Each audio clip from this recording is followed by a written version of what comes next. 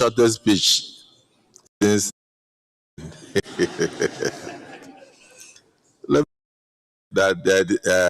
plead with the distinguished Deputy Senate President. We may still have to take one more person before. You know why? After the war, Chief Clark was the federal commissioner, and from Midwest,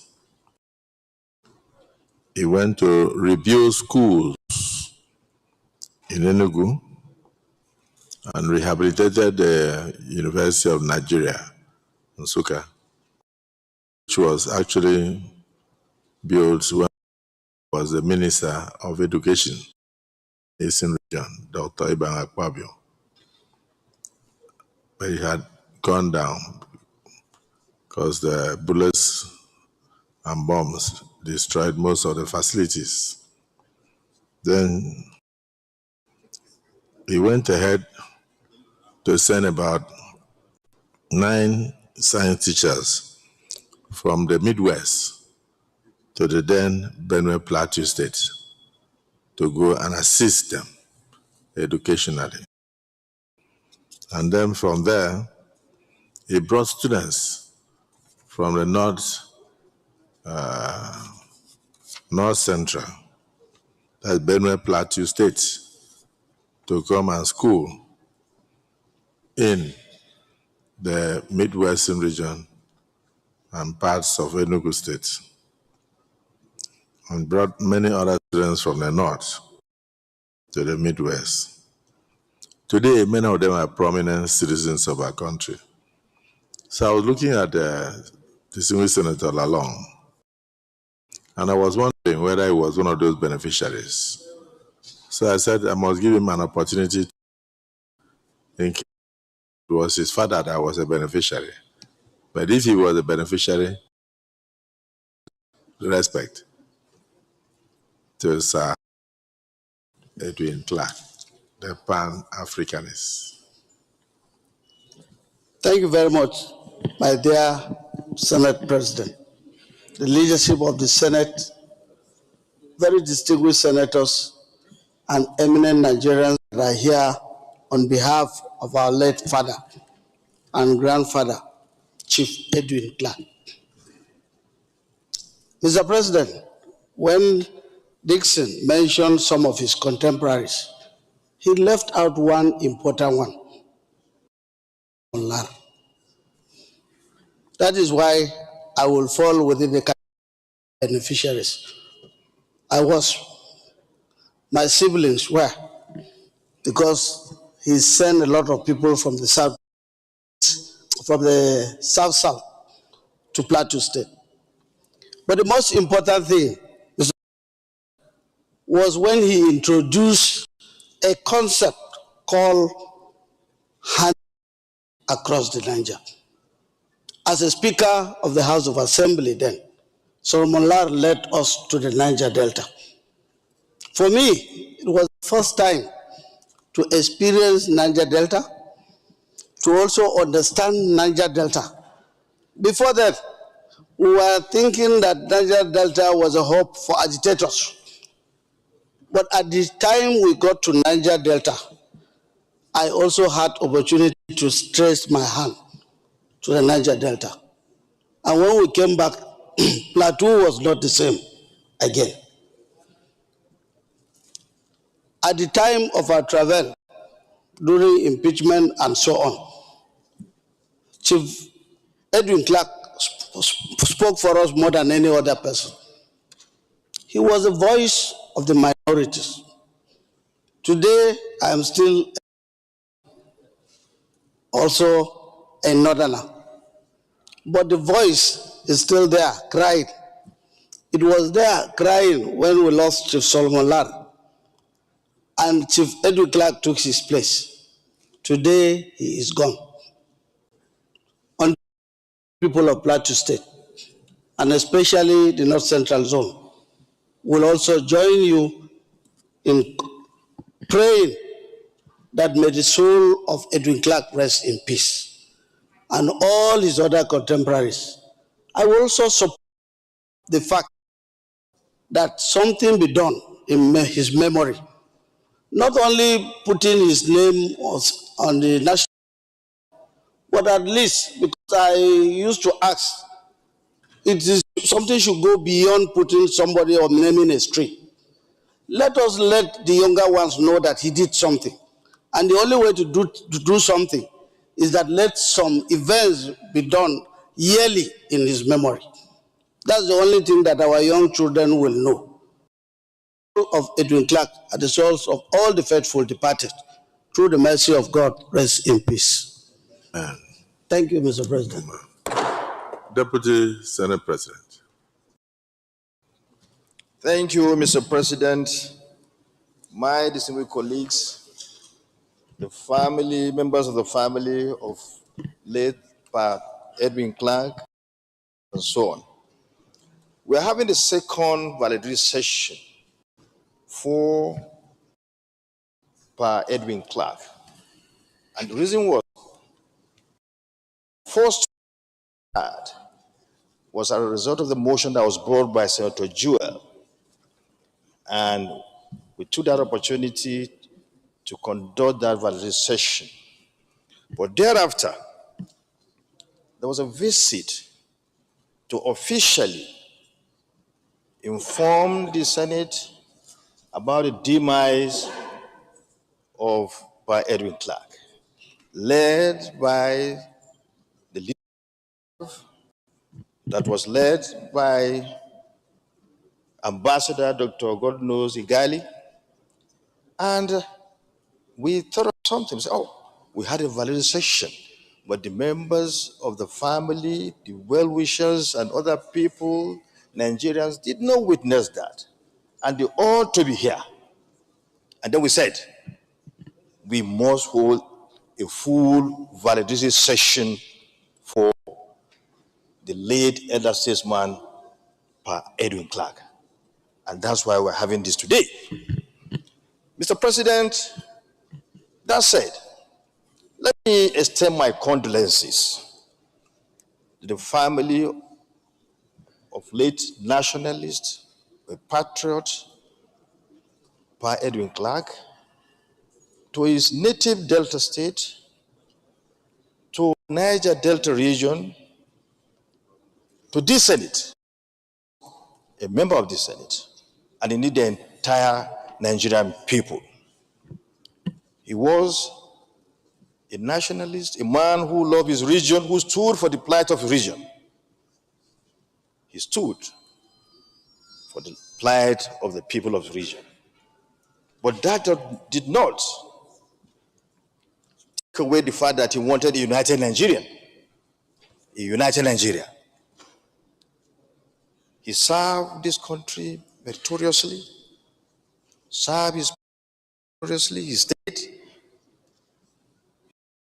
his native, defunct Bender state, as commissioner, as said earlier before now, as federal commissioner, as a senator of the Federal Republic. He did all he could for his people. He stood for his people. Nigeria. He was a nationalist, a patriot. Forget about the fact that he was always talking about his joint nation, about Niger Delta, but then, never. Whenever he spoke for the entire country. Of course, you have a household, you have to protect your household, you protect your entire community. And that's what he was doing. That is why we are all standing in disrespect to him. That others should take a cue from what he did. Protect your home, defend your home, stand for your people at home, and stand for the entire country. Nothing wrong with that. And that's how it should be done. I always stand for Kano State, Northwest, and for Nigeria. That's what he did. You can see amongst his children, others are behind Ibrahim, this and that. It's a testimony to the fact that he left a life of being in the forefront for people at home and in the entire country. We miss him, and we shall always miss him. One thing is that let us take a cue from him, and let's not forget what he has done for his people. Let what we always say to generation, so that others will learn to be patriotic, will learn to stand by, will learn to stand for Nigeria. It on this note that I pray that may God give us the fortitude, all of us, this immediate family, the people of Niger Delta, the Ijaw nation, and Nigeria,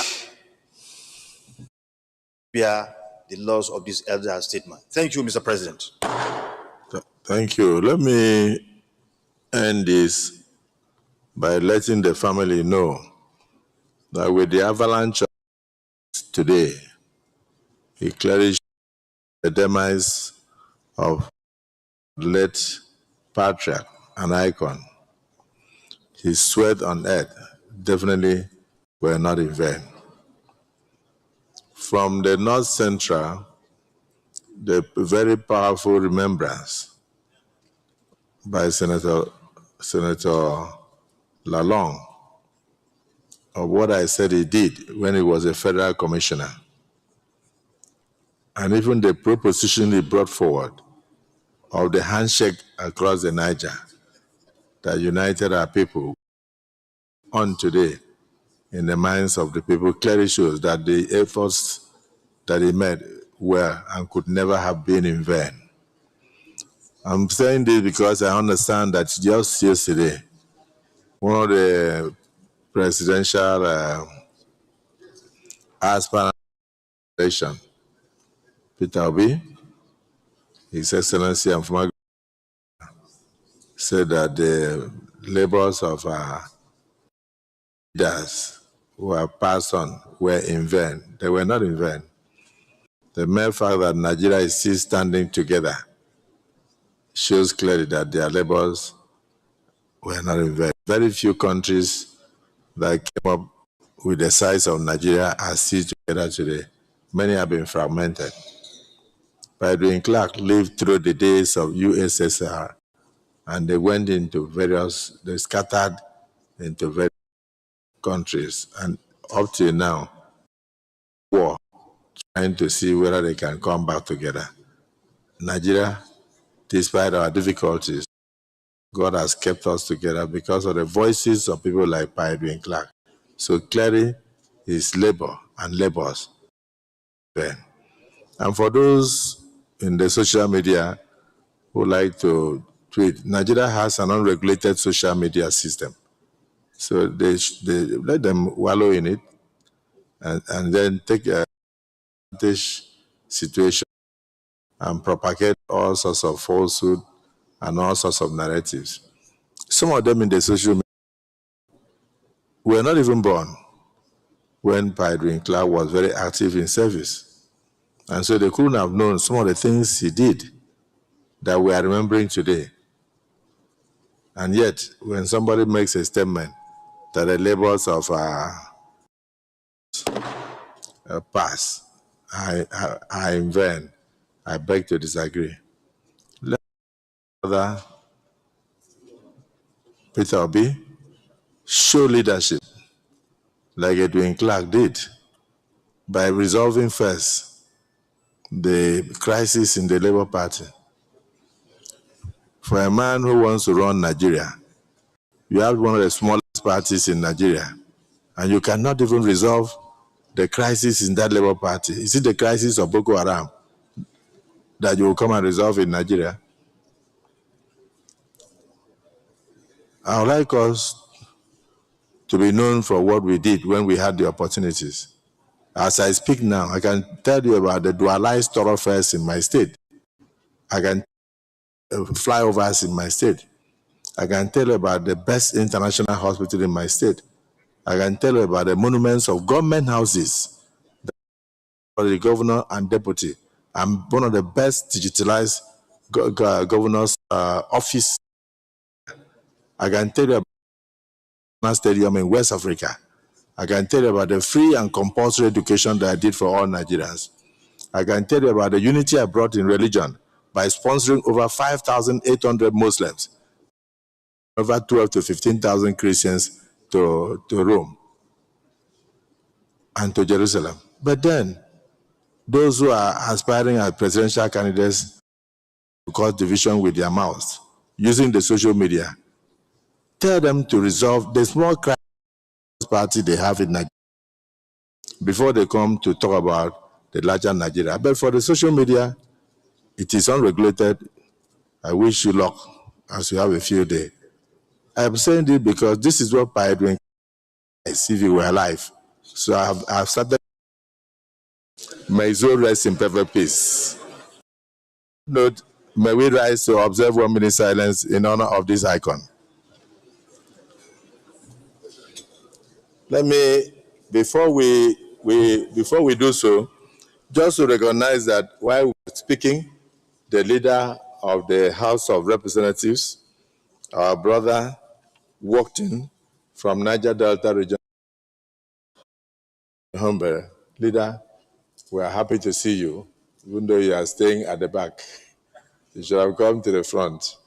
And of course, I didn't see him, but I've been told that right in front of us, that we have the leader of the Ijaw Nation, Professor Benjamin Okaba, who is the president of Ijaw Nation. Okay, he's there. He's acknowledging Ijaw National Congress worldwide, not just for Nigeria, but all over the world. And I'm happy that you are part of this delegation. But we now all together give 1 minute silence in honor of this departed icon.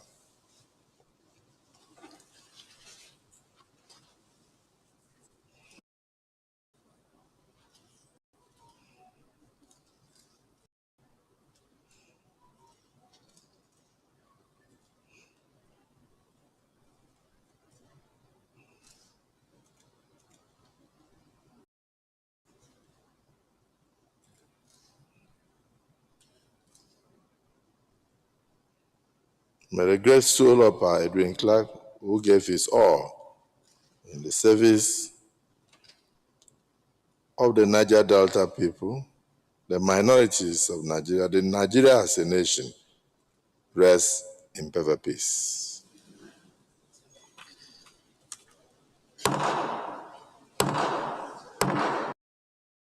Leader of the Senate.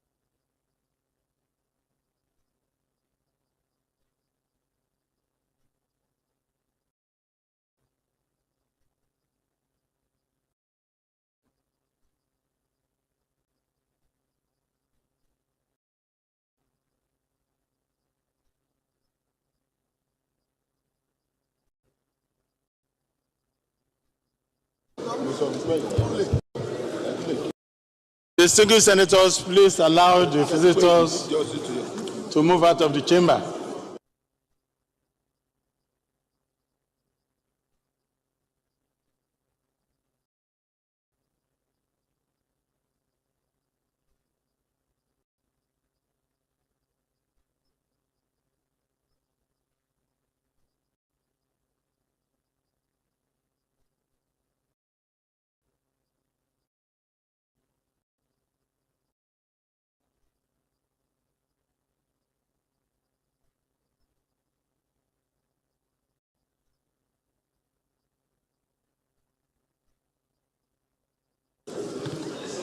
Mr. President, very distinguished senators, I rise to move restoration of Order 12 of our rules that was earlier suspended to enable with the business of the day. I so move, Mr. President. Minority Leader. Mr. President, very distinguished colleagues, I rise to call the motion ably moved by the Senate Leader that rules to continue up the business of the day. I so second. Distinguished colleagues, the motion and seconded that the sanctity of the Senate be restored. We are through with strangers to enable us to proceed into the business of the day. Those in support of the motion say aye. Those against say nay. The ayes have it. The Senate sanctity has been.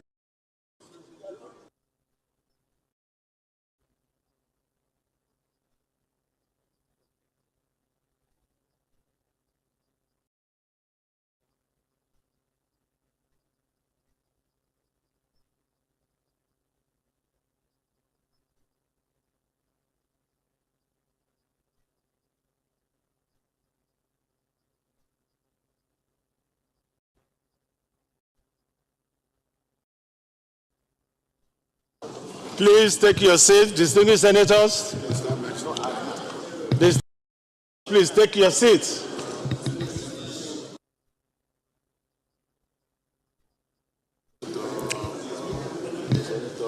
Sirs,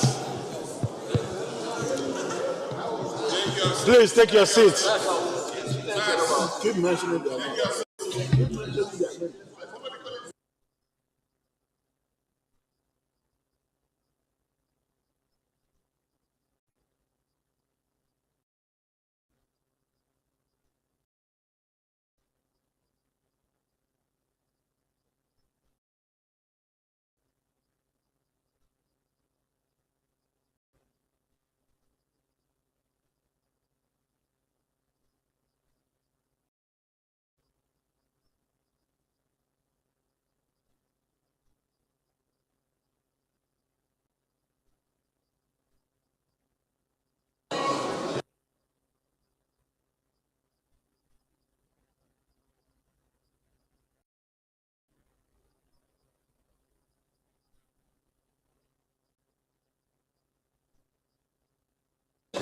The chamber is ready. Mr. President, the chamber is ready, please.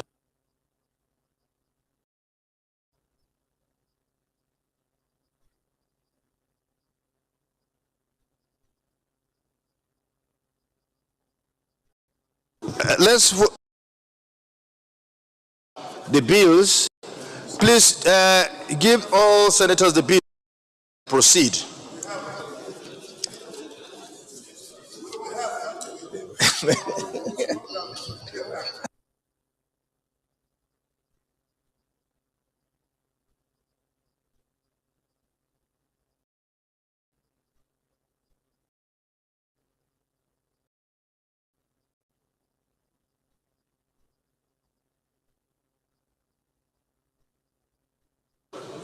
The Senate Leader.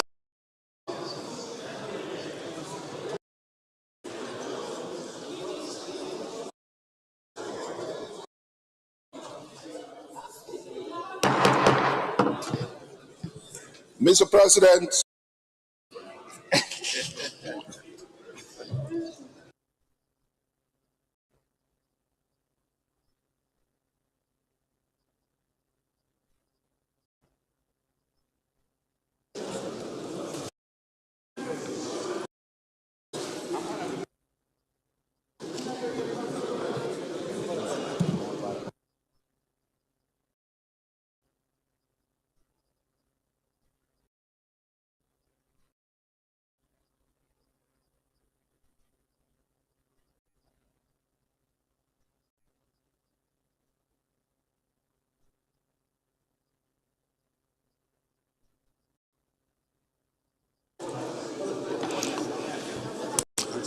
Leader of the Senate, Leader of the Senate,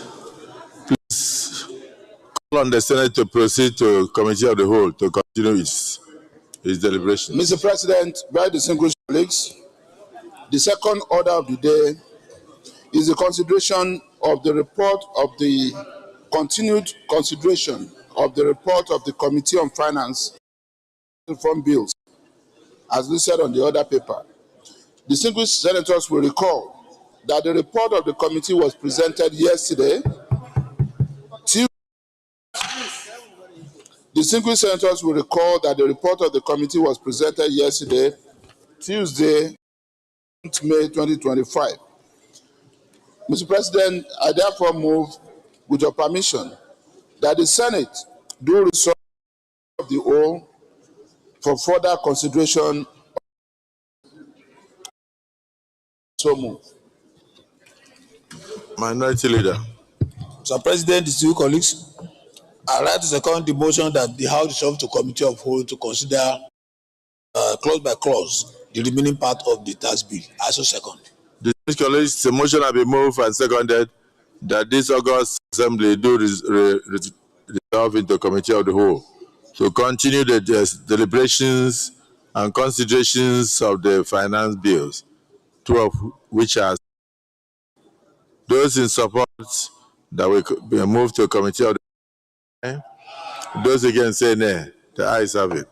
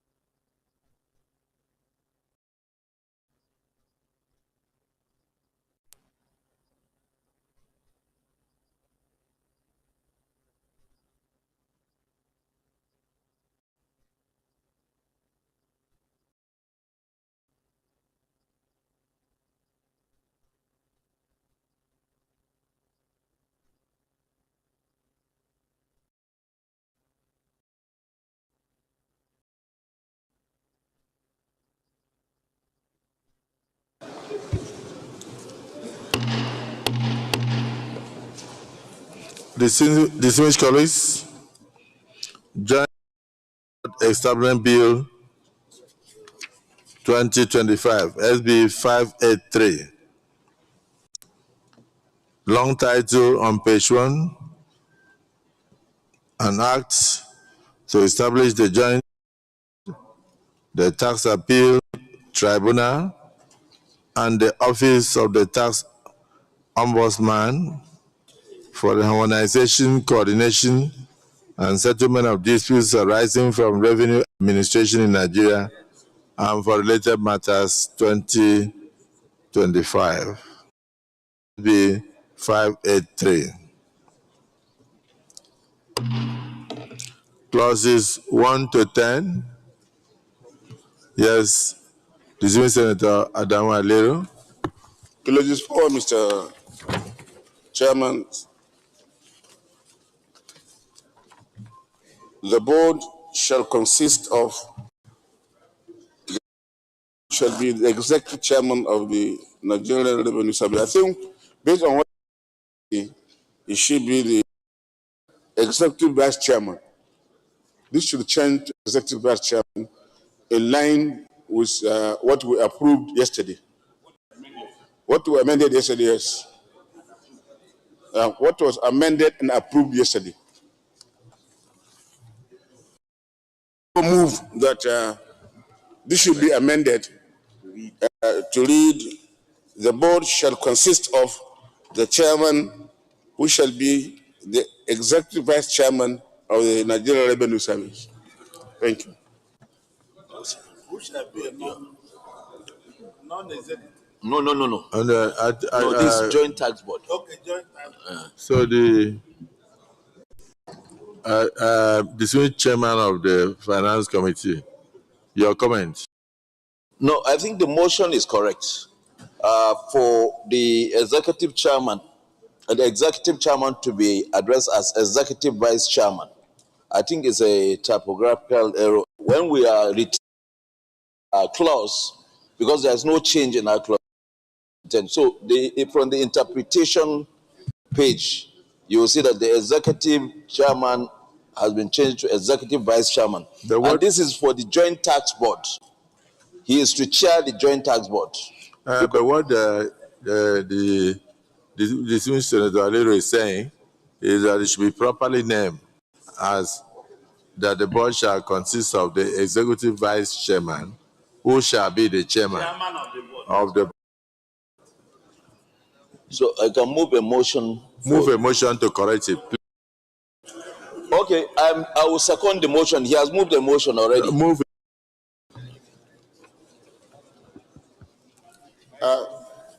Thank you, Chairman.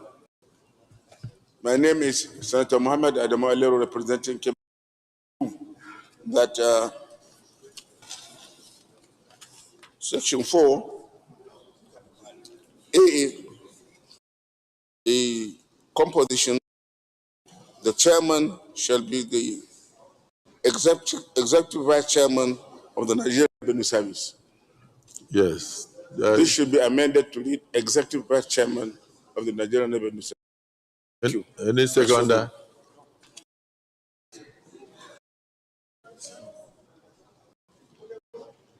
Thank you, Mr. President. My name is Oji Uzokalo.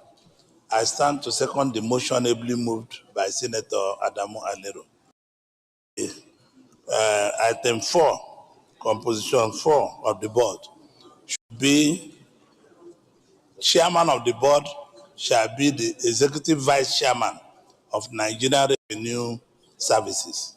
Thank you, Mr. President. Distinguished colleagues, the motion has been moved and seconded. Those in support say aye. Those against say nay. The ayes have it. Let me commend Senator Adamu Alero for his vigilance and to say that the beauty of legislation lies in the details. If we make it, then the entirety of the intentions will change.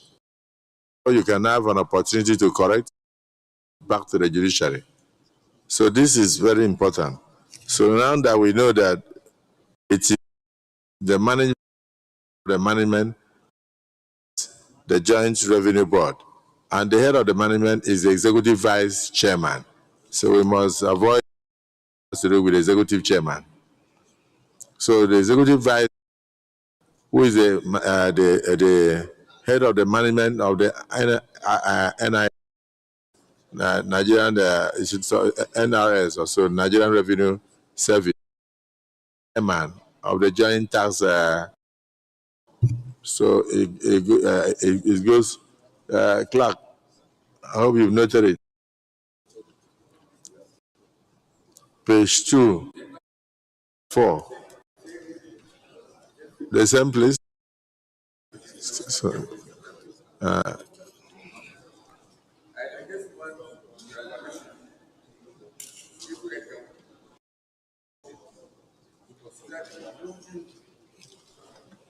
to consider the inclusion of Fiscality Commission as among the institutions that are to be represented on the board, to be represented by no other, by an official not below the rank of a director, because Fiscal Responsibility Commission is the commission that oversees that the issues that have to do with taxation or spending, then in accordance with the principles that have been established, under its own act provided by the National Assembly. So I saw, together with the Revenue Mobilization, Allocation and Fiscal Commission, the National Identity Management Commission, and Controller General of Customs and others. Fiscal Responsibility Commission should also be considered as part of the institution that should be represented, in the board of the Joint Tax Board. Because taxation is a very serious fiscal matter. Thank you. The commission should. Dismissed Senator Dan Kwambo. Thank you, Mr. Chairman. I want to comment in respect of what Senator Yaya said. The Fiscal Responsibility Commission is a regulatory agency. It's an oversight of this. So if they are members of the board, they cannot regulate themselves. That's the reason for their exemption. But my point is B2, 4B, chairman of each state. In some states, they have chairman and executive and deputy, like the arrangement we have at the national. And in some states, they have executive chairman. So I think we should be very clear, because they can bring a chairman who is non-executive. No? We put an executive chairman or equivalent. No, not the executive chairman. Why don't we say the head? The head of of the state revenue. In the definition. Without interpretation. No, but we don't want to put chairman here now. Sir? We don't want to put chairman here to avoid confusion. Okay. Because if they go to the interpretation comes in when there is confusion. Inside the law. Let us put what is correct. We are saying, let us say the head of national revenue collection service at the state level shall be a member. Is that not what we are saying? What you have said, SP, is almost perfect. But I think it will be more elegant if we say the chief executive officer. Yes. The chief executive of the chief executive officer of the state revenue. You are amending the motion to say the chief executive officer. So, Senator Dan Kwambo, you are saying we should reject the inclusion of fiscal responsibility into the board because they are regulated. It's not there, but I'm saying no. Senator Yaya was suggesting that we should include, but Senator know that they and being a regulatory agency, they cannot be part of the board because that would mean regulating themselves.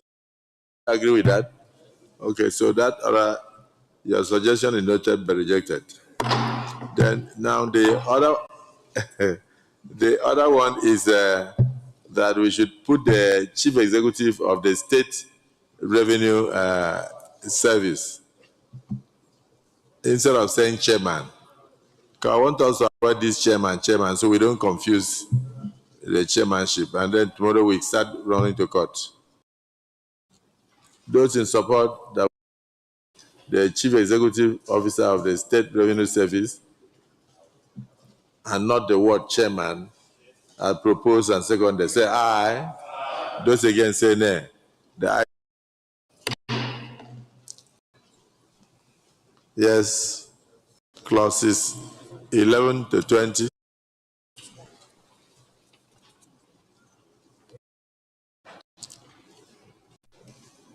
Those in support of clauses 11 to 20 say aye. Those against say nay. The ayes have it.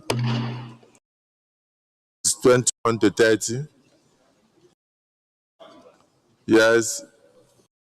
Distinguished Senator Binu Diaro. President Bino Siaro, Adama South. Clause 25C. We are bringing in the interpretation of organized private sector in the body of the bill itself. I think it will be more elegant if we move that that is the interpretation, to the interpretation clause, section 60.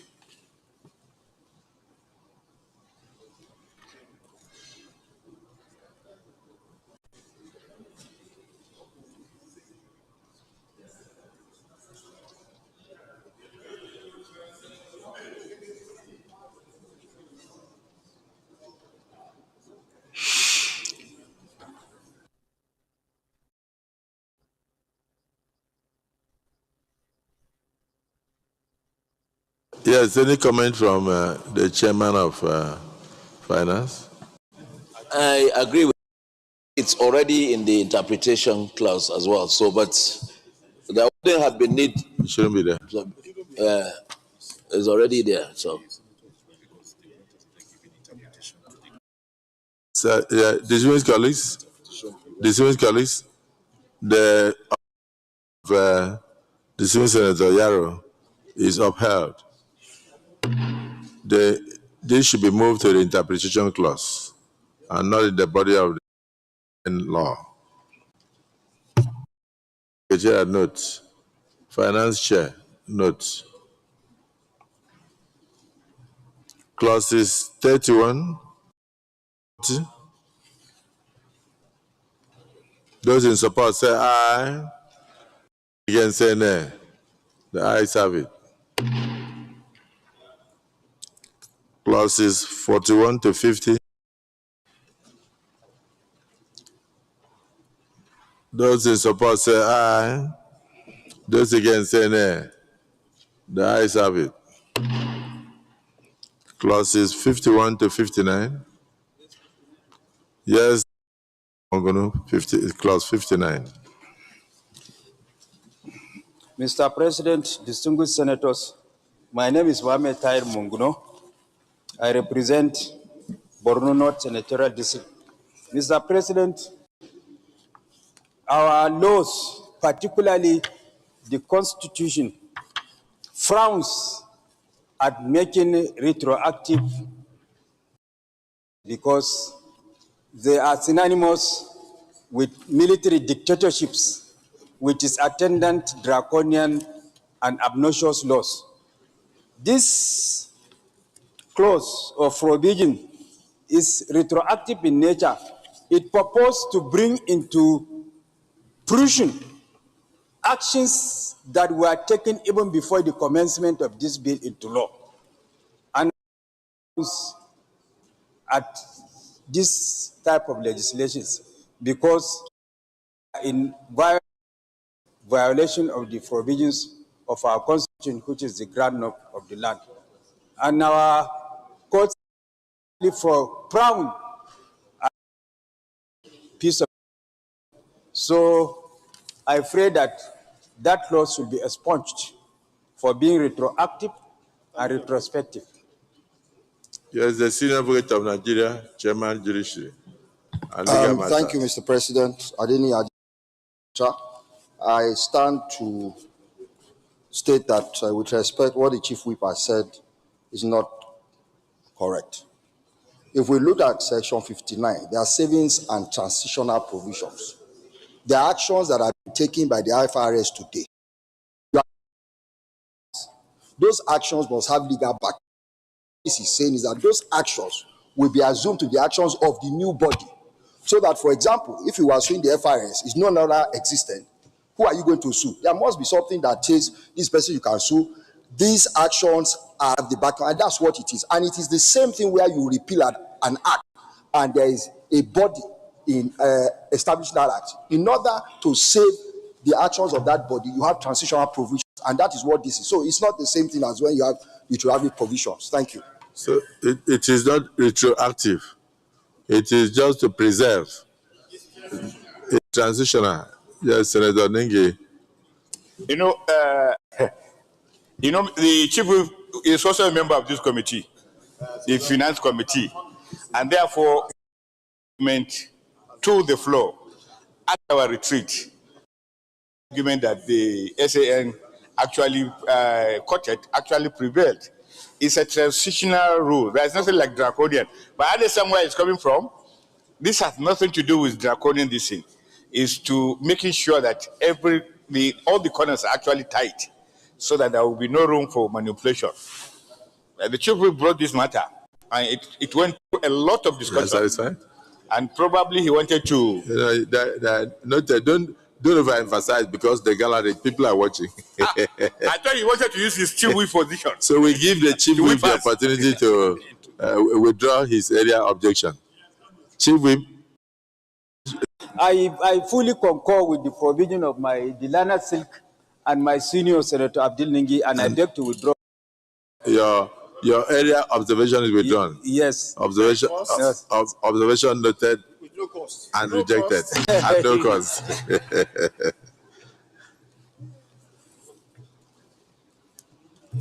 Interpretation clause 60 should form part of this bill. Those in support say aye. Those against say nay. Yes. Thank you, Mr. President. I have an observation, sir, in respect of interpretation clause. While we are considering section 25, following Senator Binuzaro's observation, we deleted subsection 2.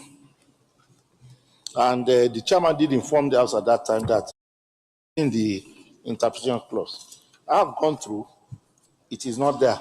So I want to suggest, sir, that we now put it there.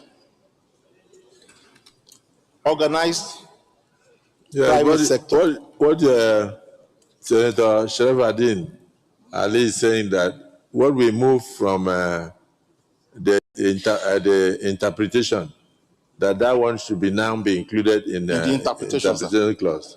Yes, sir. sir. So your observation is noted and upheld. Thank you, sir. Yes, it's moved. It's moved. Automatically it was moved. Yes, Senator Dankwambo. I have observation on, take you back. When we have a tenured appointment for 4 years to be renewed by another 4 years, can we now say 60 years again? Restrict the appointment to 60 years. So, because 32, you said the appointment, we said the appointment is for the first 4 years and can be renewed by another 4 years. Then we said, when you attain the age of 60. That one is constitutional. For civil servants. Earlier. No, for civil servants, that's when 60 comes in, sir. Huh? Okay, yes. The civil servants. Yes, so we delete one of them. So, in other words, what you are asking is, if somebody is appointed at 59 and he does 4 years, and he attends 63, should he be reappointed for another 4 years? You can even be appointed at 70, sir.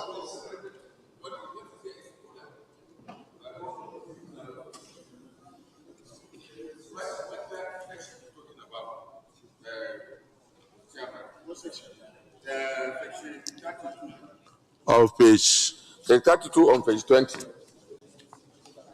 It is in the beginning, but the areas is that the secretary shall, page 20. The secretary shall hold office for a term of 4 years and may be renewed for another further term of 4 years and no more, or until he reaches the age of 60 years, which means that he can be appointed and reappointed, but if he reaches 60 years, even if he's 60 years, he's a civil servant. So his term will expire, even if he has not completed the 4-year period for which he was appointed. Once he reaches 60. That's why it said, until, you know. He must be a civil servant. That's why he's secretary. Normal civil service thing. Normal civil service procedure. Because he's a civil.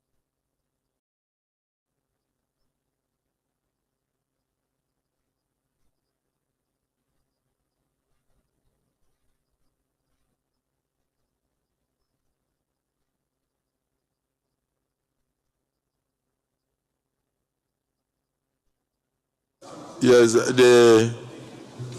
from the explanation of the clerk, this provision presupposes that you were appointed before 60 years. But where you get to 60 years, there cannot be a further appointment. Huh? Mr. Chairman, I think, except if we can qualify it to be that a civil servant will occupy the seat. You can take someone from outside who is not a civil servant. He can stay more than 60 years. Yes. Mr. Chairman, I think we need the chairman of the committee. Must it be that this must be a civil servant? Can't we take someone from the World Bank, from IMF, from anywhere, who's an expert, who has done very well somewhere? Can't you bring him on board to be the secretary? And why should that actually maybe attribute such person? I call it appointment. I don't know. Because you want the best brain. Huh?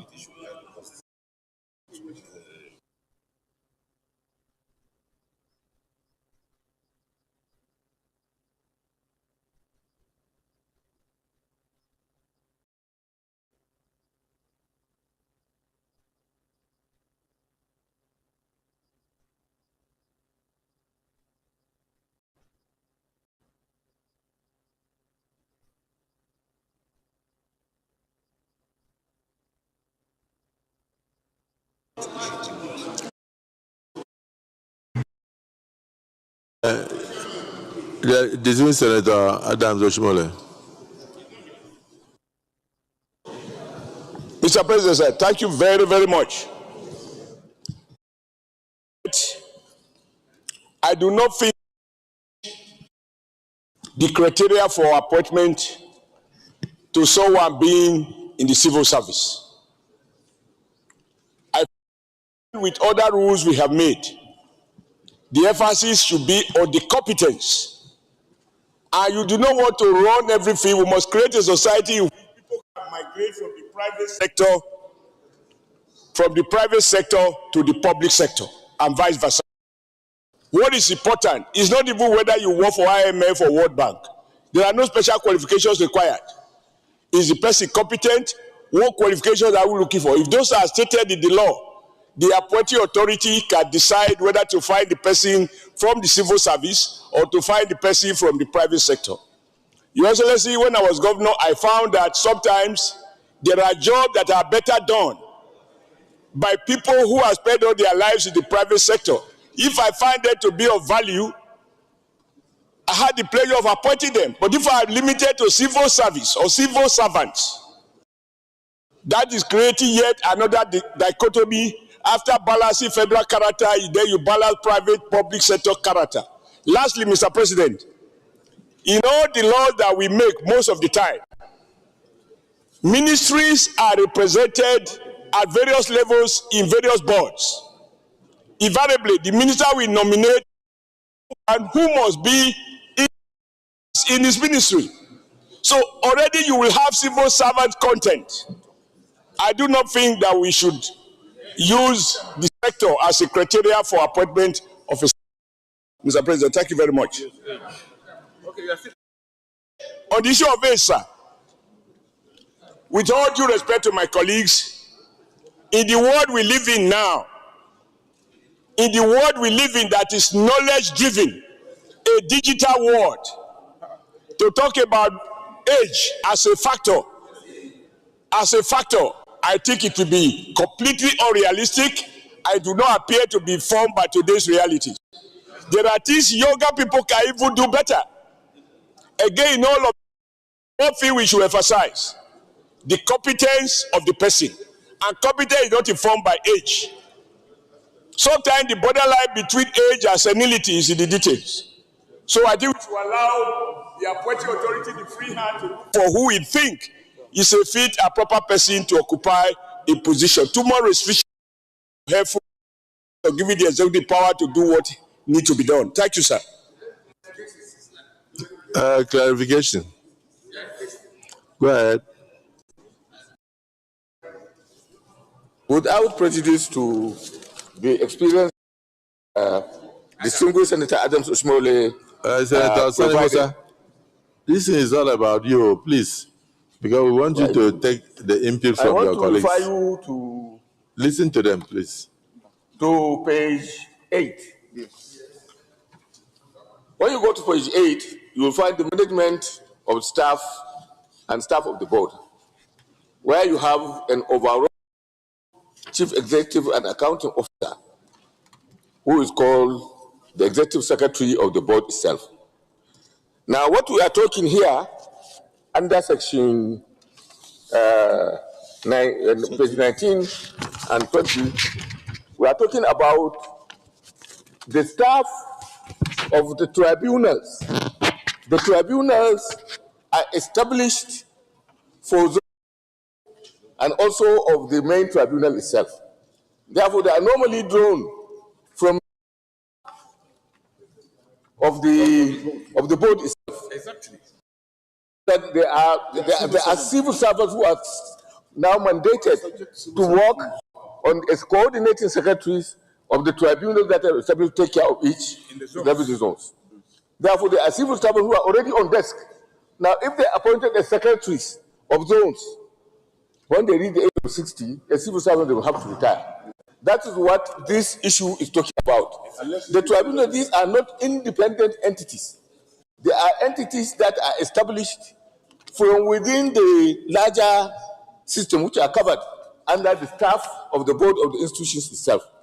Therefore, they are already there. They are posted to serve as secretaries of the as coordinating secretaries and secretaries of the tribunals. They are not supposed to be, and tribunals are not supposed to be independent institutions like that. They operate as adjuncts, to the main board itself. Mr. Chairman, as an example, Mr. Chairman, with your grace, as an example, this is a National Assembly, and we have clerks of committees. The assumption that is being made by my dear Adam Chimole is that no, because there is a competent person outside the National Assembly, he can now be a clerk of the appropriation committee. The issue is, the secretary is not a secretary of the Joint Tax Board. The secretary is the secretary of a tribunal that operates within the civil service structure, like registers of court. And once you open for everybody, what are you saying? What are you suggesting? You are demoralizing everybody, and these are people that are there, competent, and they are doing the job and know the job. And lastly, sir, Senator Adams also a member of this committee. He has canvassed that argument, and he was thoroughly. So this secretary is a civil servant. You can now qualify him as be a civil servant. He's a secretary of tribunal. Put the question. Thank you, Mr. President, sitting as chair. Mr. President, I want to concur with Senator Yahya Abdullahi that where the omission here is that if you are a civil servant and you are secretary of the tribunal, you have option of a 4-year of 2 term. If, as at that time, you still have opportunity to continue in service, you will go back to the service where another person will be appointed. So that is what this particular section of the law is trying to say. They must be appointed within the civil service.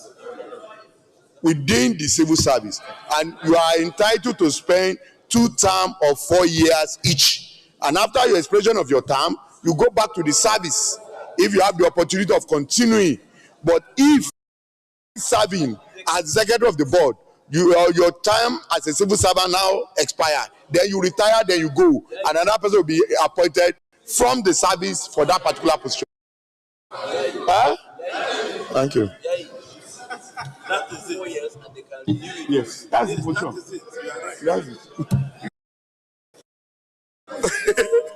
That's it.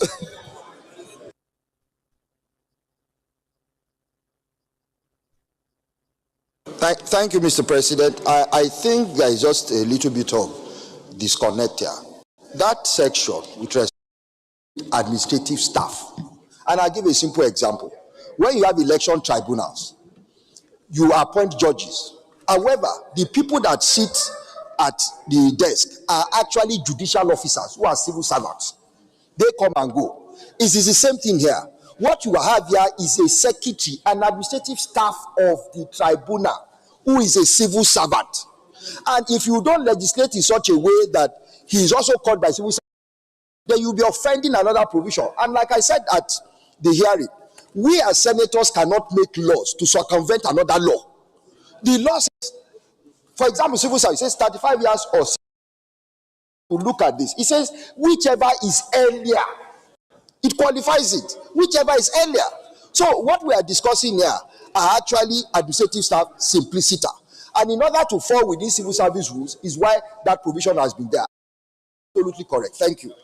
Well, in view of the fact that we're even arguing about it, is there no way we can redraft it to avoid ambiguity?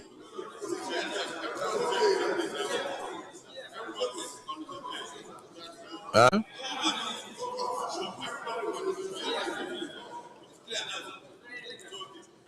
Senator Dankwambo, you are still raising your hand. You either of the two, sir. Either we remove the tenure to make it an appointed position, or we leave it into the civil to comply with the civil service rule. No, I was a career civil servant, so I know this. You have appointed me to grade level 17 to serve for 4 years, or to do another 4 years until I reach the age of 60. No. Judges, after all, that you are talking about, reach up to the age of 70. I don't know civil service 60, they retire at 70, and some category at 65. So we should make it very clear in such a way that there will not be any problem. Okay, so propose the clarity. One, sir. If it's a civil service appointment, we remove the tenure. No, propose that the executive secretary shall be a staff of the commission who shall be appointed for 4 years, renewable 4 years, but within the age bracket of 60. No, sir, that's not what I mean.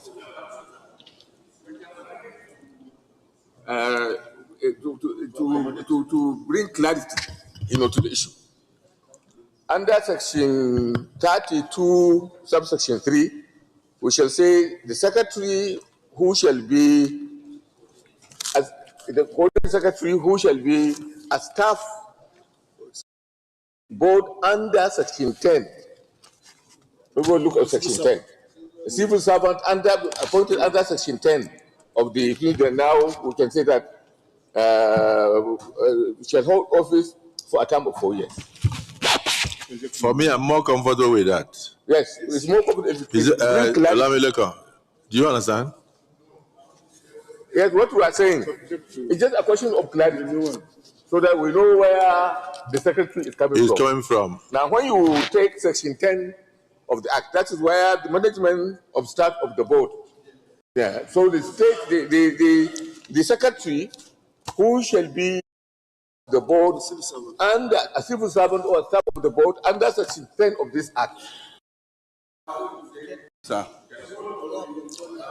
it's very clear now. It's very He's saying is very clear. No. Why is it executive secretary, sir? No. Why? No, what we are defining saying. it now. Huh? We're defining it on our own, in our own way. No, The we crafters. we are the lawmakers. But then the that is to interpret. If you make the mistake and not make it clear that the person should be a civil servant or a staff of the commission, and then you are now talking about 10 or 4 years and 4 years, they can bring somebody from outside. What So I'm you trying are to say, trying to forestall the idea of bringing somebody from outside. That's why the person should be the executive secretary should be appointed in accordance with Section 10.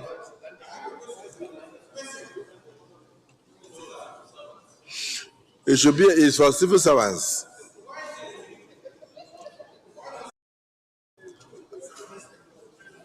Yes, that chairman, Senator Plank is saying why not secretary instead of executive secretary? He's not executive secretary, he's a coordinating. Sir, I have a word. They put the executive secretary. If it is executive, it's appointive. It should be. Come, Sir, it's written executive secretary, sir.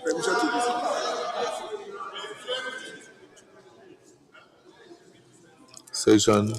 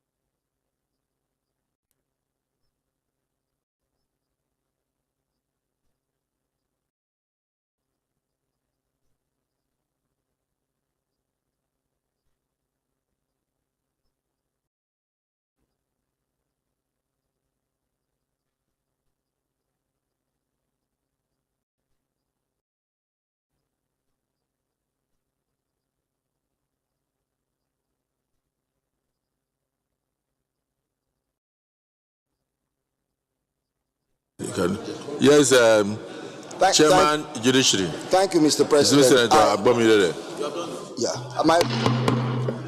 My dear colleagues, I think we can just do a slight amendment to take care of this.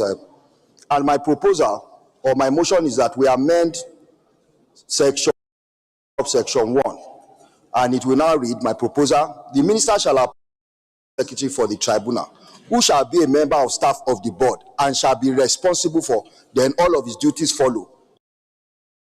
So what you have is tribunal and who shall be a member of staff of the board and shall be responsible for. So that takes care of it. It shows that he's a civil servant, and then we don't controversy.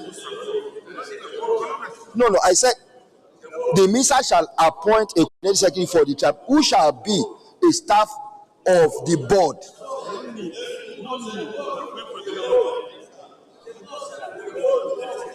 Oh, you want to change to the board? Okay, whatever. But without to qualify to be sure that it's a staff member, we just who shall be a staff of the board. That is my proposed. Your suggestion is that we should say the coordinating admin secretary shall be a member of staff listen to of the the word. board. No, the coordinating secretary. No, the coordinating admin secretary. Who shall be staff of the board. Come, listen to what he said. No, we are going to we are going to a conference. So what you are saying is that we should put it there. Just move the motion. Thank you, sir. I'm saying that we should amend subsection 1 of section 32 to read that the board shall appoint a coordinating administrator for the tribunal, who shall be a member of staff of the board and shall be responsible for keeping records of proceedings of the tribunal. Duties and obligations follow. What you are saying is clearer now. Yes, sir. That the board shall appoint a coordinating administrative secretary. A main secretary. Yes, sir. Who shall be a member of the staff commission. Of the board. Who shall be a serving. Who shall be a member of staff of the board. Who shall be a member of staff of the board. That clears it. Sir, amendment. That clears it. Amendment. He's saying that to avoid somebody being brought from outside.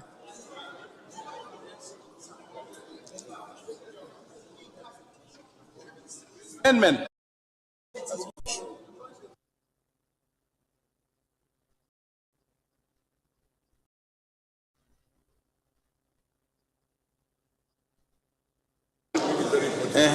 Okay, sir. Let me talk.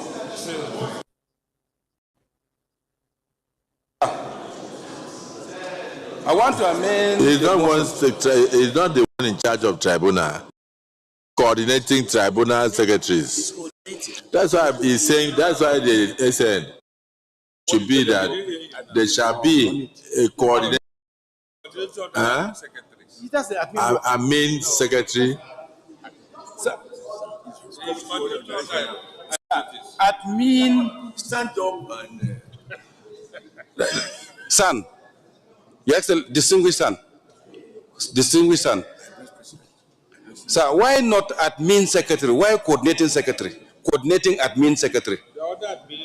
The act of administration is coordination. Why not admin secretary?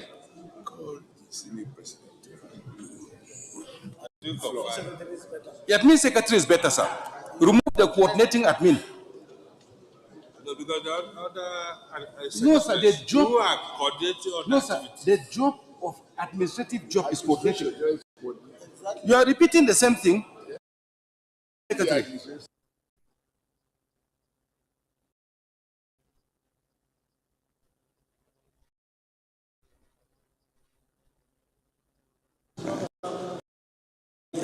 What gives you privilege about that in terms of the nomenclature? No, sir. The job is.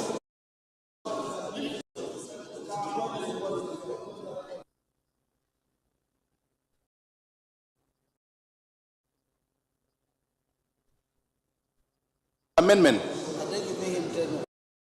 No. Sir, little amendment, sir. Blank, have your say. Wish to amend that it should be admin secretary, not coordinating admin secretary. The act of administration is coordinating admin secretary's petition. Admin secretary. And the job of administration is coordination. Coordinating admin secretary. Should admin secretary. Okay, have you agreed? So you've not given me time now. No admin secretary, no coordinating. Okay, sir. Administration is coordinating. I want to amend. So, noted the issue to an end. Chairman, make your final correction. And don't note that we are not supposed to be debating at this stage. We are supposed to be looking at clause by clause consideration. So, but we have turned into a debate. So please, let's be guided.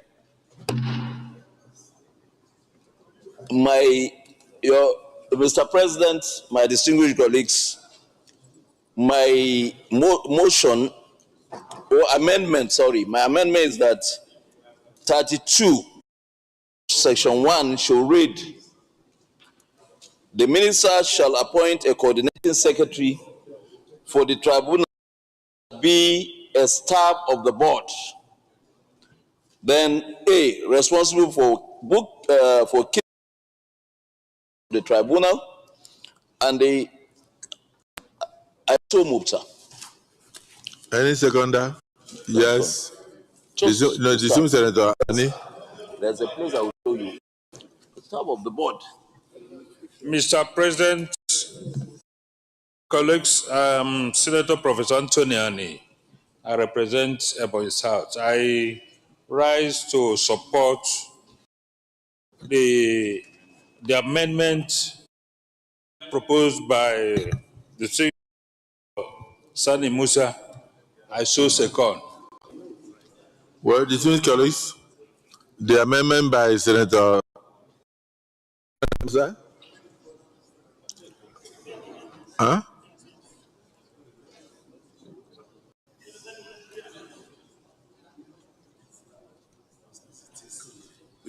Mr. Chairman, instead of mentioning the minister, it should be the board, because it is absolutely the responsibility of the board. I thought so, because I was wondering why minister. Yes, the board. It's the board that should. Yes. I think that's so. the only amendment, but the must it be minister? Yeah, it should be the board. It should be the board. Yes. It should be the joint task board. Why should it be minister? No, don't go and whisper. Because there's a reason. You can go and give that power to the minister. You want to influence the judgments? It should be the board. The joint task board should be a coordinating secretary.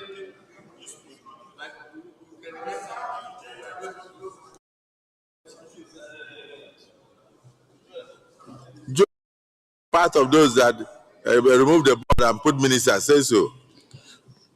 Mr. President, distinguished colleagues, my name is Senator Joel Honorable Thomas. I represent the Good Pro Delta South Neutral District. And as one who has served as the chairman of the Board of Internal Revenue and served in the Joint Tax Board and served as a member of the Appeal Tribunal, I want to say something about this. First, the idea that the minister should appoint inside the board is not the right way to go. It's not the right way to go. The board and the people, including the other persons who are going to form part of that board, members of the civil service process. Then when you now take somebody from within again and put him, then the cycle is complete. In audit, we say Timmy and lady. Then you have completed it. But if you bring somebody from outside to sit in that place, then you know that it can never be the same. So this idea about let it be civil servant and rest of them, for me, I feel that for us to have a holistic approach, because the law itself is down, and the processes will bring about a lot of. We don't want those who kill the ram at the same time divide it.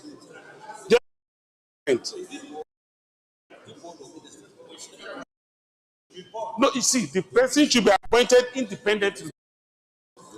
It should be appointed independently. It should be in the hands of politicians like you.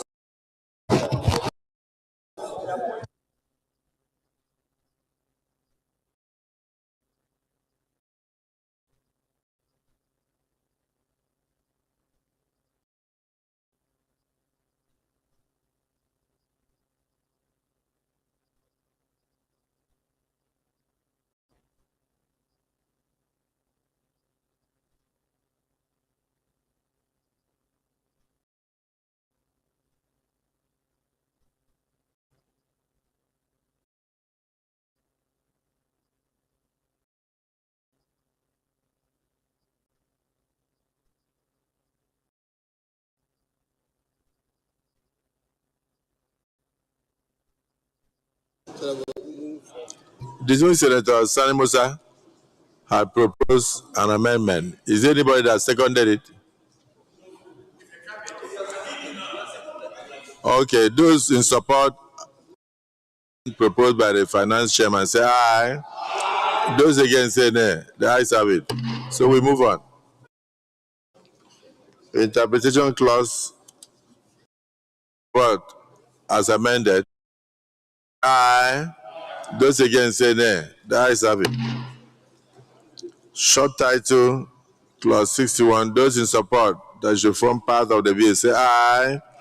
Those against say nay. The ayes have it. Schedules 1 to 3 form part of the bill. To support say aye. Sorry, sir. Chairman, please.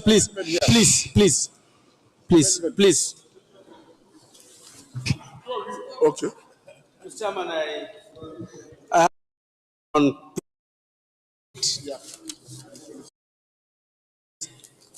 appeal to the Federal High Court, and in the body, any person dissatisfied with the decision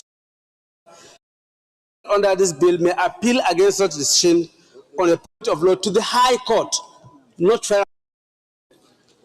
I believe that the intendment is Federal High Court, not High Court.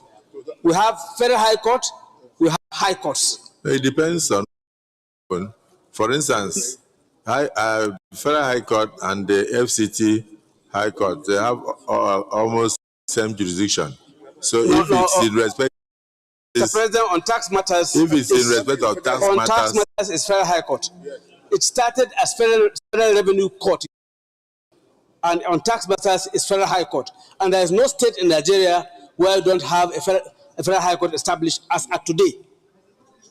And paragraph 10, appeal to the Federal High Court. It's only in the body that they inserted High Court.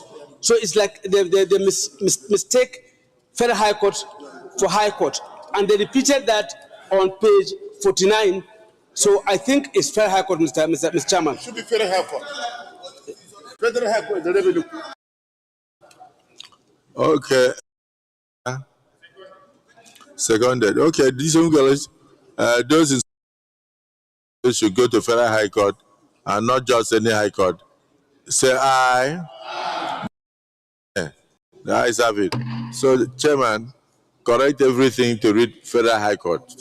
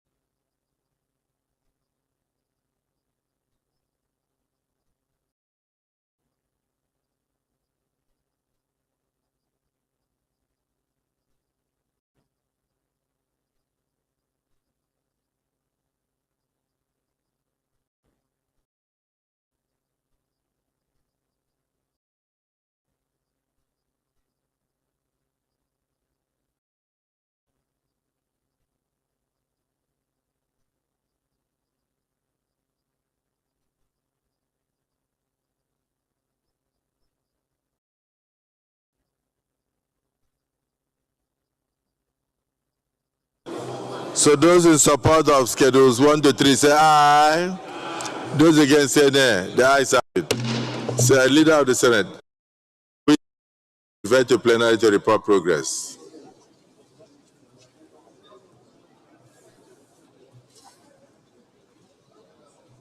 Thank you, Mr. Chairman and distinguished colleagues. I rise to move that the Senate now refers to plenary to enable the chairman report progress. Minority Leader. Mr. President, distinguished colleagues, I second the motion as moved by Senate Leader. I so second. Those in support of the motion say aye. Those against say nay. The ayes have it. To report progress.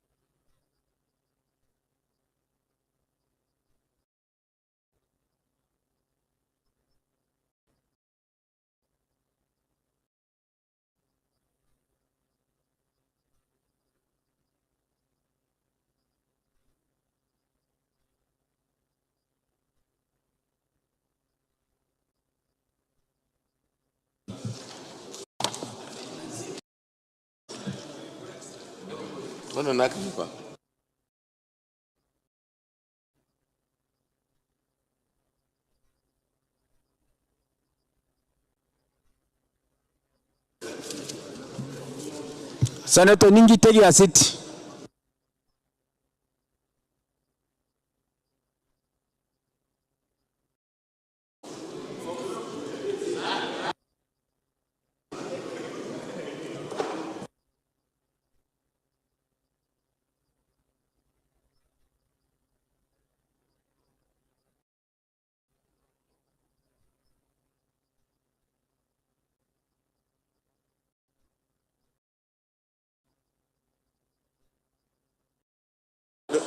Already.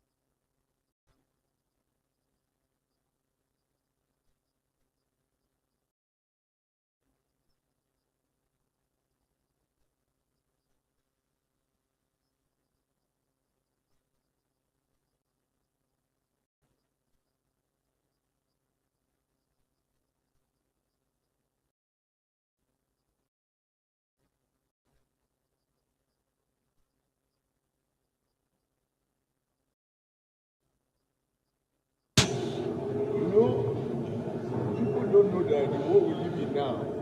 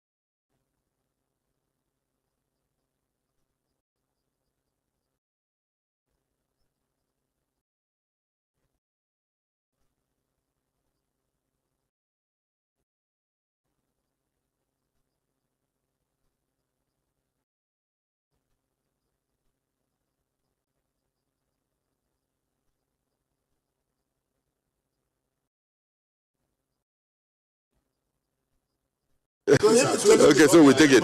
No observation, no nothing. Nothing. The cloud back. Distinguished colleagues, the Senate in the committee of the whole considered finance on the Establishment Bill 2025 and approved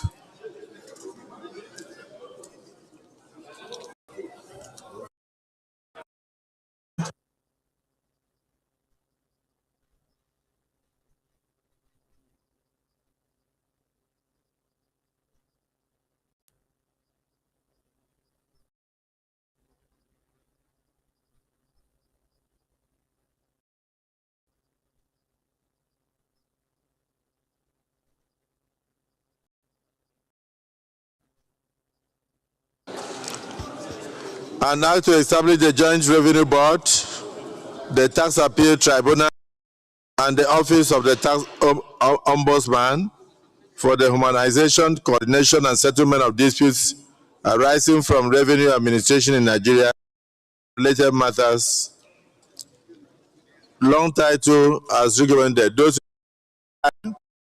against it. Clauses 1 to 3 as recommended. Those in support say aye. Those against say nay. The ayes have it. Clause 4 as amended. Clause 5 to 31 amended. Clause 32 as amended. Clause 33 to 59 as recommended. Clause 6 amended. Clause short title as recommended. Schedules 1 to 3 as recommended. Is this a true reflection of what transpired in the committee of the whole? Yes, Senate Leader, you may move a motion for this particular bill to be read a third time. Thank you, Mr. President, and very distinguished colleagues, and I want to thank you once again for your comments. I rise to be now read the third time. I so move. Minority Leader of the Senate. Mr. President, distinguished colleagues, I rise to second the motion moved by Senate Leader that this. Use your mic. Go on. Okay. Mr. President, distinguished colleagues, I rise to second the motion moved that this bill be read the third time. I so second. Distinguished colleagues, those in support that this bill be now read a third time say aye. Those against say nay. The ayes have it. Clerk of the Senate. Mr. President, distinguished senators, I bill for an act the Joint the Tax Appeal Tribunal and the Office of the Tax Ombud for the harmonization, coordination, and settlement of disputes arising from revenue administration in Nigeria and matters. Third reading. Bill for an act to establish the Joint Revenue Board, Tax Appeal Tribunal, and Office of the Tax Ombudsman for the harmonization, coordination, and disputes arising from revenue administration in Nigeria and for related 2020. Third reading taken. Distinguished colleagues, a bill for an act to establish the Joint Revenue Board, the Tax Appeal Tribunal, and the Office of the Tax Ombudsman, harmonization, coordination, and settlement of disputes arising from revenue administration in Nigeria and for related matters, third and passed. I thank all of us for the contributions, but painstakingly. But it's better that we do a good job that will last the test of time. And I thank the chairman and members of the committee for a job well done. And I plead with my colleagues that despite the time, we should spend a few more minutes to pass tax bill to enable us come back with comprehensive votes and proceedings sitting. So anything that must you see bring it up at the point of approving the votes and proceedings. And even at that, if you don't bring it up at that time, you have the conference committee we've already set up to work with the House of Representatives. So the Senate leader, you may wish to move that we go back to the committee of the whole to complete the work of this tax bill. I'm well guided, Mr. President. I so move. Senate Minority Leader. President, is good colleagues.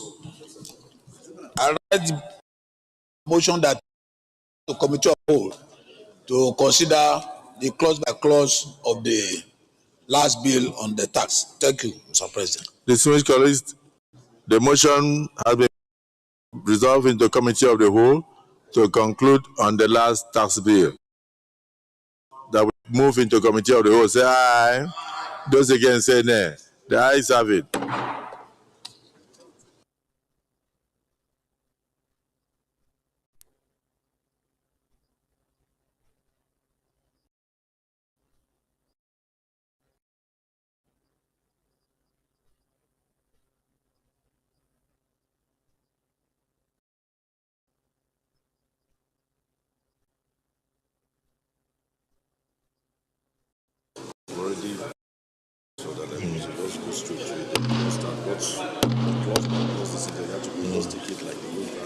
Distinguished colleagues, to repeal certain acts of taxation. Distinguished colleagues, and how to repeal certain acts and consolidate the legal frameworks relating to taxation and in tax act provide for taxation of income and instruments and for related matters SB 586. Clause consideration. One, the reform part of the bill.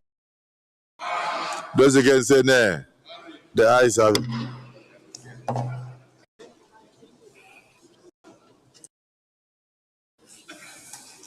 Clauses 1 to 10. Those in support say aye. Those against, the ayes have it. Clauses 11. Those in support say aye. Say nay. The ayes have it. Clause to 30. 31. Those in support say aye. Those against say nay. The ayes have it. Clauses 31. Support say aye. Those against say nay. The ayes have it. Is 41 to 60. Those in support say aye. Say nay. The ayes have it. Clauses 61 to 80. Those in support say aye. Those against say nay. The ayes have it. Clauses 81 to 100. Those in support say aye. Those against say nay. The ayes have it. Clauses 101 to 120. Those in support say aye. Those against say nay. The ayes have it. Clauses 121 to those in support say aye. Yes.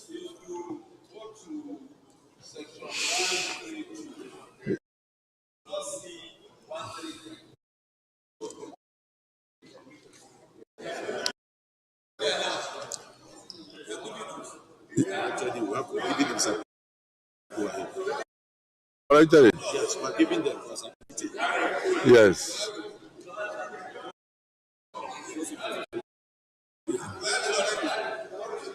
So your observation is noted and corrected. Clause 41. Those in aye. Those against say nay. The ayes have it. Clauses 161 to 180. Those in support say aye. Those against say nay. The ayes have it. Clauses 181 to 2. Those in support say aye. Those against say nay. The ayes have it. Clauses 201 to 204 and 4. Yes, 204. Those in support say aye. Those against say nay. The ayes have it. Interpretation clause 205. Those in support say aye. Those against say nay. The ayes have it. In clause 206. Those in support say aye. Those against say nay. The ayes have it. Schedules 1 to 113. Schedule 113 actually. Those in support say aye. Those against say nay. The ayes have it. The leader of the Senate.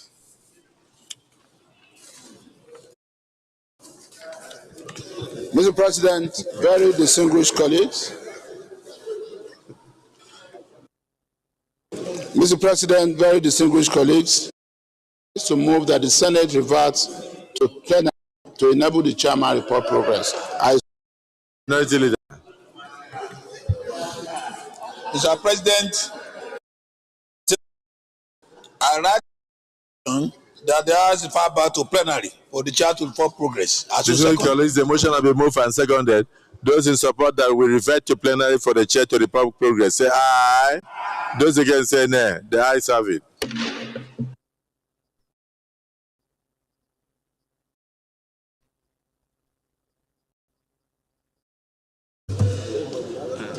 Well, we'll tell him. Well,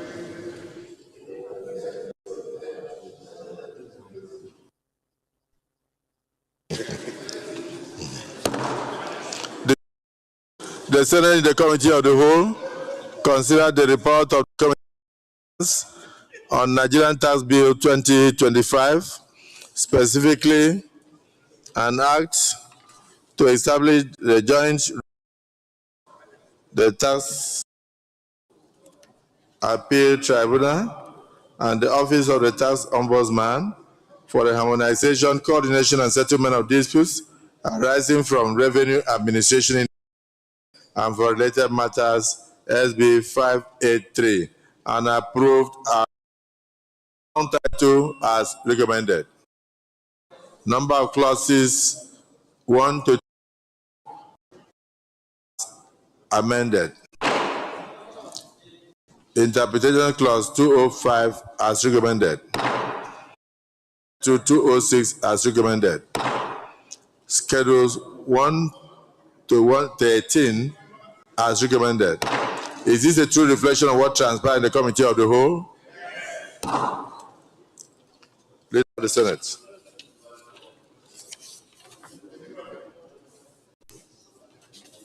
Mr. President, very distinguished colleagues, I rise to move that the bill be now read the third. I so move. The Minority Leader. Sir President, distinguished colleagues, motion that this bill be read the third time. I so second. The motion has been moved and seconded at that time. Those in support say aye. Those against say nay. The ayes have it. The Clerk of the Senate. Distinguished senators, a bill for an act to repeal certain acts on taxation and consolidate the legal frameworks relating to taxation and enact the Nigerian Tax Bill to provide for taxation of income transactions and for related matters 2025 towards. Distinguished colleagues, a bill for an act to repeal certain acts on taxation and consolidate the legal framework relating to taxation and enact the taxation of income transactions and instruments and related matters 2025 third reading taken. Distinguished colleagues, a bill for an act to repeal certain acts on taxation and consolidate relating to taxation and enact the Nigeria Tax Bill to provide for taxation of income, transactions, and instruments, and for related matters 2025, third reading taken and passed. Let me once again thank my colleagues and say that yes, indeed, it has been a very rewarding week for the interest of this nation. And thank the chairman of the committee, Senator Sani Musa, members and consultants, members of the entire Senate for meticulously looking at the clauses one by one and finally arriving at this historic of the tax regimes in Nigeria. I congratulate for to do for the benefit of this country and pray that the tax laws that we have enacted today, when signed, will bring more revenue to the nation, will bring justice to all, and will enable us to have more development and leave a good legacy on taxation for the future generation of Nigerians. I thank you all. Now,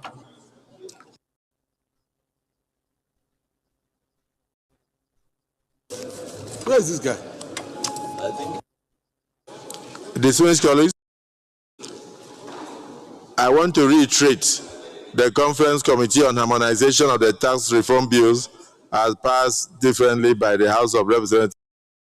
If you notice, what we passed here had slight differences with what the House of Representatives did, because here we actually were very meticulous in ensuring that we did some more clarity in provisions. So I believe that the conference committee will take it from there and look at what the Senate has done and also look at what the House has done.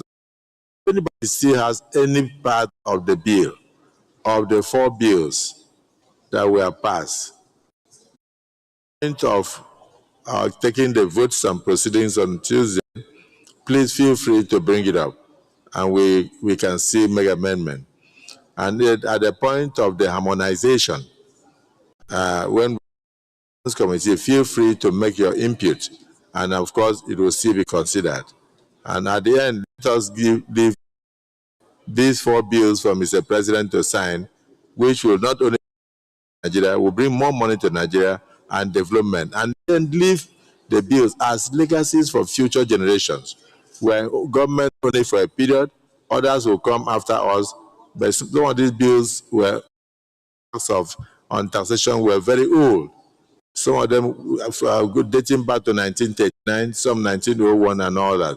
So this is Nigeria is now going to have its modernized tax acts, which will now bring us in close competition with what is obtainable in global community. So I thank all of you for your sacrifices. Yesterday you left here almost 6 p.m. You are leaving here by 5 p.m. Despite the had to do today. So I thank you for your sacrifices. So Senator Abdullahi Yahya Abubakar will be the chairman of the conference committee, and Senator Abubakar Abdulaziz Yari will be a member. Senator Musa Mohammed Sani 313 will be a member. The Senator Abba Patrick Omoro will be a member. The Senator Abaribe Enyinaya Harcourt will be a member. Senator Onyebuchi Francis Onyebuchi, yes, Ezenwa Francis will be a member. Senator Detukumbo Abiru Mukhai will be a member. Senator Daniel Olubenga Justus will be a member. Senator Joel Onawakbo Thomas will be a member. Senator Asukwo Ekpeyan will be a member. Senator Mongunu Tahir, our chief whip, will also be there to guide. The Senator Jimmy Kuta will be there to add the voice of the new generation.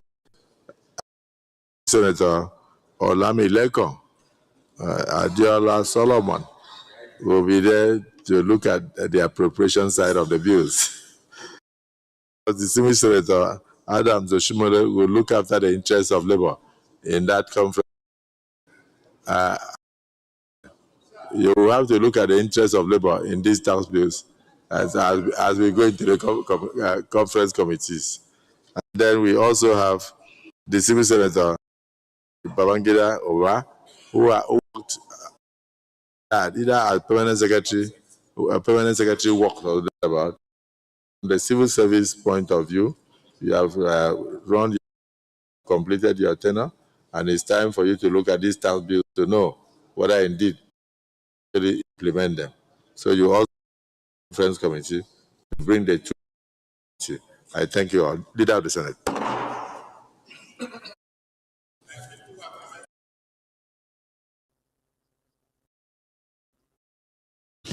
Well, Mr. President, very distinguished colleagues, I guess what is left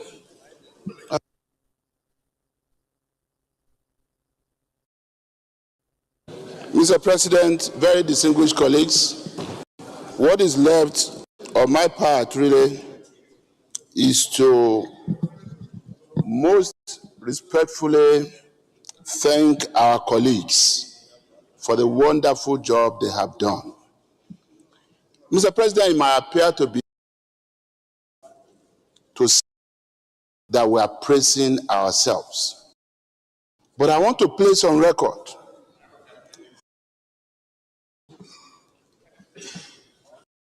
those who continue to criticize us unnecessarily. I use the word unnecessarily because in a democracy it is normal for those who have sought politics and were elected into office to be criticized. We are not opposed to that. But when people falsify things about us, when people deliberately try to call us out as people who do not know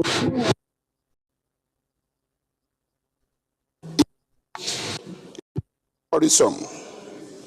And Mr. President, the tax reform bills we have just passed is a glowing example of how we work beyond of duty. It is almost 7 p.m. now. In the last, remain focused on trying to do these tax reforms. Let it be noted again that these bills were first presented to us in November of 2024, and we had our first reading November 2024. Second reading, assure the Nigerian public that having done the second reading, we are going to commit these bills to public hearing. Relevant stakeholders to ensure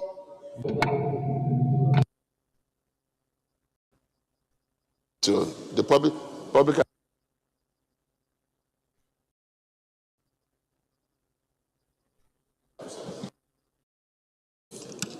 Mr. President, we had the first and second reading in November. I want to emphasize that between our second reading of this bill and today, we had different engagements with different stakeholders, ranging from the executive arm of government and people in charge of the Presidential Task Force to members of civil society and professional organizations, some of whom took part in our public hearing. There have been series of meetings, there have been series of engagement. Even as a Senate, we set up our own committee, seasoned senators who had engaged in various aspects of public life. Some had served as governors, some served as permanent secretaries, and different from to even be ourselves. Let it also be said that we chose not to grandstand on this. And the fact that in rounding up yesterday, we spent more than half of the day, a closed-door session. Why are we doing all of this? It is because we recognize that the times for our people, the times are unusual for our country and for the global economy. And we chose to remind ourselves constantly that this is not the time to stand. time that as a parliament, we must do everything possible to cooperate with other arms of government in overriding to ensure that we are able to give the impetus and the legal framework governance in this. People should not mistake our an intentional decision not to grandstand for being a rubber stamp parliament, as some people will be eager to describe us as a parliament. So I just want to say that we believe that we have done what we did in the last 6 months in overriding public interest, and we are willing to do more. It's about our midterm in office at the 10th Senate. And we are focused as to what we are going to spend the rest of our time here doing. We are concerned about the national security of our country. And that's why listening to the Honorable Minister of Defense yesterday, describing as unnecessary our resolution to hold a national security summit, I thought that was funny. And my own message to the Honorable Minister is that it is our resolve, National Security Summit. I cannot some of the security summits in the past did not go any far, because if the Honorable Minister in charge would even think it was not necessary for us as elected representatives of the to want to hold this summit, then I'm concerned. But we are consoled by the fact that we know that there is a new sheriff in town, an elected president, who understands the need to work with the parliament and who will not take for granted the rest of the parliament. I therefore say to the Honorable Minister, when it is time to hold that national security summit, stakeholders, and he should be eager to honor our invitation. And finally, Mr. President and distinguished colleagues, let me just say that we remain focused. Having passed the tax reforms, we are moving on to work on electoral reforms. And we are moving on as well to work on constitutional reforms. We are very clear as to our mandate and our agenda, and we will remain undetracted and not allow any form of negative attitude or deliberate shenanigans, which in most politically motivated rather than being in overriding public distractors. We will continue to do what we have to do in the interest of the Nigerian people who elected us here, and we are not going to allow anything, not even us, distracting ourselves. We will come in here as serious people who understand our rules, who will guide ourselves by those rules, who know that we are privileged to be. The Senate is an institution and is bigger than any individual. I thank you once again on behalf of all of us. I'm sure you know, sir, that those who felt that by now this Senate would have asked you to step down have seen now that we are focused on what we are doing, and whatever the level of allegation against you, any one of us, we will always ask for evidence, and we will do what is in overriding public interest. I just want to thank you, and I thank all our colleagues. Answered you. But for the fact that you said those who would have asked you to step down, who told you I was going to step down? You know,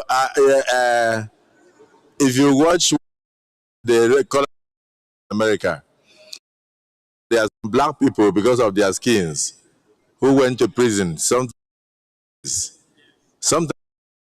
25 years for false allegations. So I'm not one of those people who will step down for false. Then when eventually it is proven that the allegation, they will say, oh, we were unfair to Akpabio. No, I'm not that bad. So if you had that in mind, please cancel it. So having said that, I must thank you for the words that you have spoken today. But I also know that in the course of your speech, you did not indict, but you reported the Honorable Minister of Defense to. I think the Senate will look into that issue. If defense has any or any issue with any resolution of the Senate, it shouldn't do so in the market. It should get in touch with the Senate President or the Senate elders. Senator Ningi, I think I'm speaking your mind. You should get in touch with us, not to go and speak in the open. And it will amount to executive, legislative brouhaha. So we will take that up at the appropriate time. So I thank all my colleagues. I thank you for, I assure you, our best, but most especially the credit goes to the 10th Senate for remaining focused. Accordingly, this Senate is hereby adjourned the 13th day of May 2025 at 11 a.m. prompt.